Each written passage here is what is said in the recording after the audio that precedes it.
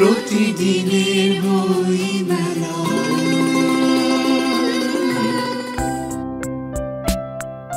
লেখক হাসান মাহমুদের সাথে দেখা হলো বইমেলা প্রাঙ্গণে। কথা হলো এবারের বইমেলার হালচাল আর তার লেখা বই নিয়ে। এই আধুনিকতার যুগে অনেকে কবিতা পড়তে চাচ্ছে না, সো কবিতাকে সহজবোধ্য এবং সহজ করার জন্য ছোট এই পকেট বইটা। আর এটা মূলত একটা স্যাটায়ার সাধারণত পলিটিক্যাল হয়। আমার লেখালেখির 33 বছর উদযাপন উপলক্ষে এটা বের হয়েছে। সো এখানে পলিটিক্যাল, সামাজিক এবং কর্পোরেট এই তিনটা জীবনের কিছু ধারাবাহিকতা নিয়ে এটার মধ্যে আমি কথা বলার চেষ্টা চেয়েছি যাতে এই কথাগুলা মানুষের কাছে যায়।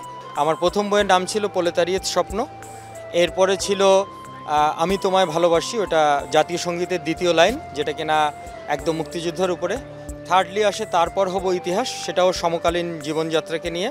এবং ফোর্থ এই বইটা আসে আমার 33 বছর উদযাপন উপলক্ষে, এবং এটা যেটা বলেছি একটা স্যাটায়ার। সো স্যাটায়ার ব্যঙ্গাত্মক রূপ দিয়ে ছোট ছোট অনুকাব্য করে মানুষকে বোঝানো যে ক্রাইসিসগুলো কোথায়, আমরা কিভাবে ক্রাইসিসগুলো মিটিগেট করতে পারি।